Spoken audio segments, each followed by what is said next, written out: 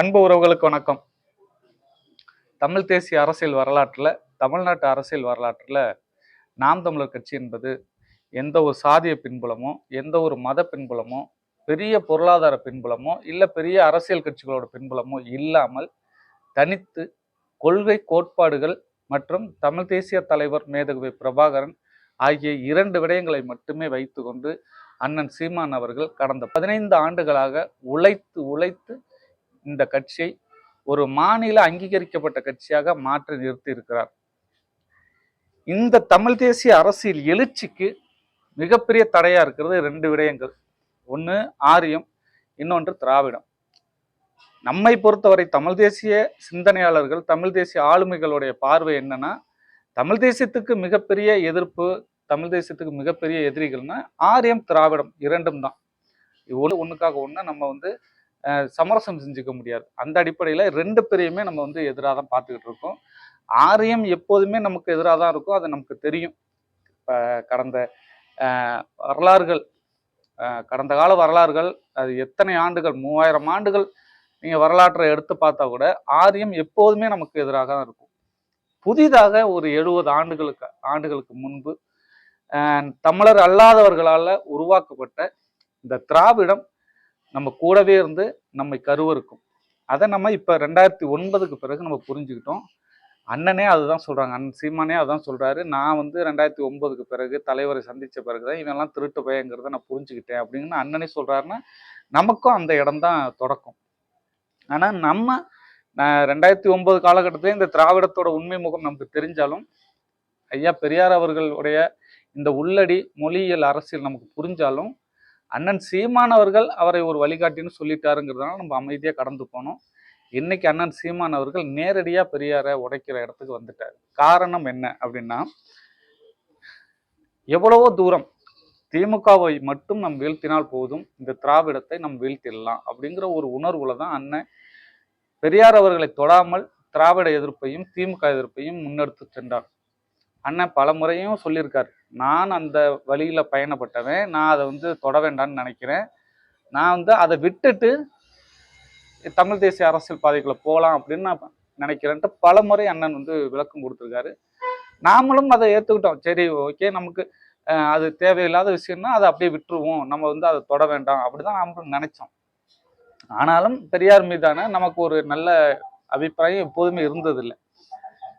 எந்த இடத்துல பிரச்சனை ஆரம்பிக்குதுன்னா, திமுகவை தாண்டி நேற்று உருவான ஒரு அரசியல் கட்சி, அதாவது விஜய் அவர்கள் உருவாக்கிய தமிழக வெற்றி கழகம்ங்கிற ஒரு கட்சி ஒரு பெரிய விடயத்தை சொல்லுது. என்ன சொல்லுது அப்படின்னா, பெரியாரை எங்களுடைய கொள்கை தலைவராக ஏற்றுக்கொள்கிறோம் அப்படின்னு.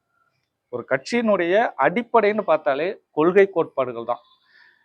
அந்த கொள்கையிலேயே முதன்மையான தலைவராக ஐயா பெரியார் நிற்கும் போது மீண்டும் திராவிடம் தன்னை கட்டமைத்து கொள்ள முயற்சிக்கிறது அப்படிங்கிறத நாம உணர்றோம். அது அண்ணனும் உணர்றாரு. அதனாலதான் அண்ணன் ஒரு முடிவுக்கு வர்றார், பெரியாரை வீழ்த்தாமல் திராவிடத்தை வீழ்த்த முடியாதுங்கிற இடத்துக்கு அண்ணன் வர்றார். அங்கிருந்து தான் பிரச்சனை ஆரம்பிக்குது. அதுக்கு முன்னாடி ஐயா மூக்கைய தேவர் அவர்களுடைய விழாவில் ஐயா பெரியாரோட ஒப்பிட்டு பேசும்போது ஒரு சின்னதா அங்கங்க பேசினாங்களே தவிர அது ஒரு பெரிய இஷ்யூவா மாறல.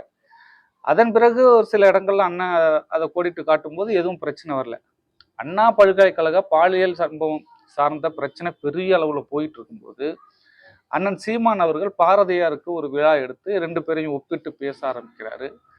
அப்ப திமுக என்ன செய்யுதுன்னா, இந்த பாலியல் சம்பவ பிரச்சனையை மடைமாற்றுவதற்காக அண்ணன் சீமான் பேசிய பிரச்சனையை பெரிதிப்படுத்த தொடங்குறாங்க. பெரிய அளவுல அது வெடிச்சு அண்ணன் சீமானுக்கு எதிரான வீட்டு முற்றுகை வரலையும் முன்னெடுக்குது திராவிட அரசியல்.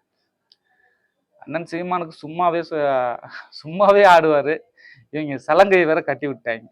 ஒரு கட்டத்துக்கு மேல அண்ணன் உண்மையாவே நேரடியா பெரியார் பிம்பத்தை உடைக்கணும், இல்லைன்னா தமிழ் தேசியத்தை இவர்கள் எழுச்சியுற செய்ய மாட்டாங்க, முடிஞ்ச அளவுக்கு தமிழ் தேசியத்தை மட்டுப்படுத்த தான் முயற்சி பண்ணுவாங்கிறத அண்ணன் புரிஞ்சுக்கிட்டாரு.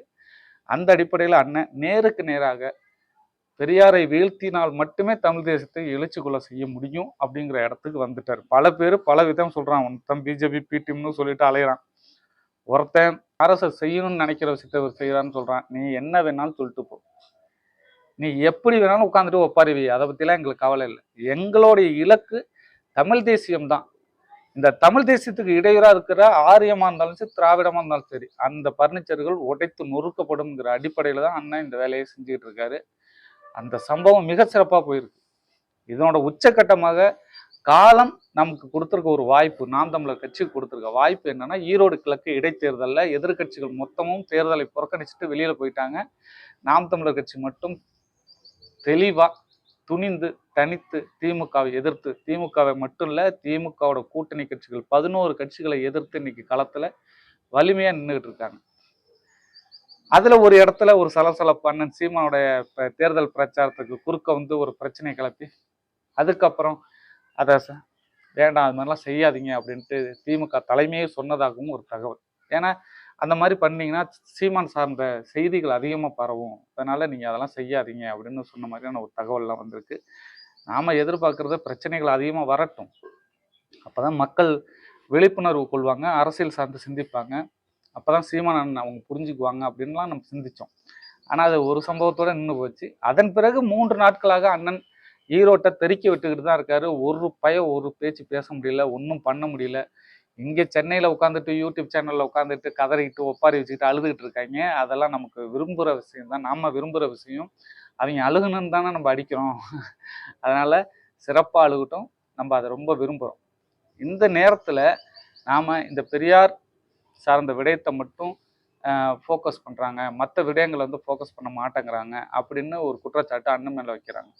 உண்மையை சொல்ல போனால் இந்த பெரியார் சார்ந்த பிரச்சனையை இந்த பத்திரிகையாளர்கள்லாம் திரும்ப திரும்ப அண்ணன்கிட்ட கொண்டு வந்து சேர்த்துக்கிட்டே இருக்காங்க. ஏன்னா எந்த ஒரு ஊடகவியலாளர் சந்திப்புலையும் அண்ணன் சீமான்கிட்ட பெரியார் சார்ந்த கேள்விகளையே கேட்குறாங்க. அதுக்கு அண்ணன் பதில் சொல்லணுங்கிற சூழ்நிலைக்கு வந்து அண்ணன் பதில் சொல்றாரு. அண்ணன் பதில் சொல்ற அந்த நேரத்துல திரும்ப திரும்ப அதே கேள்விகளை கேட்டு அண்ணனை அந்த இடத்துல நிக்க வைக்கிறாங்க. இது திட்டமிட்ட திராவிட அரசியலுடைய செயல்பாடுகள் தான். அவங்க என்ன நினைக்கிறாங்கன்னா, சீமான் அண்ணன் வந்து பெரியாரை விமர்சிக்க மக்கள் சீமானை விட்டு விலக்குவாங்க அப்படின்லாம் சொல்லிட்டு இருக்காங்க, நினைச்சிட்டு இருக்காங்க. உண்மை அது இல்லை. சீமான் அரசியல் களத்தை 2ஆ இப்போ பிளந்துக்கிட்டு இருக்காரு. எப்படி பிளந்து கொண்டு வர்றாருன்னா, பெரியார் எதிர்ப்பு, பெரியார் ஆதரவு. பெரியார் ஆதரவாளர்கள் திமுகவில் இருந்தாலும் நாம் தமிழர் கட்சி ஆதரிக்கணும், பெரியார் எதிர்ப்பாளர்கள் பிஜேபியில் இருந்தாலும் நாம் தமிழர் கட்சி ஆதரிக்கணும். இந்த இடத்துக்கு அண்ணன் சரியா களத்தை கொண்டு வந்துட்டு இருக்காரு. அதை நம்மளால உணர முடியுது.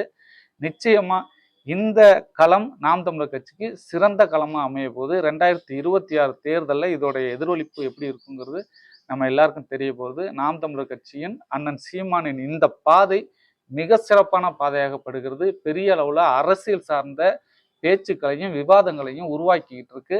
2025 தொடக்கமே நமக்கு மிகச்சிறப்பாக இருக்குது. 2026 நிச்சயமாக நம்மளோட வெற்றி உறுதியாகும். இன்னும் சொல்ல போனால் ஈரோடு கிழக்கு நமக்கான தொடர்ச்சியாக இருக்கும். அதை நம்மளால உணர முடியுது. நிச்சயமாக இணைந்து பயணிப்போம். நன்றி. நாம் தமிழர்.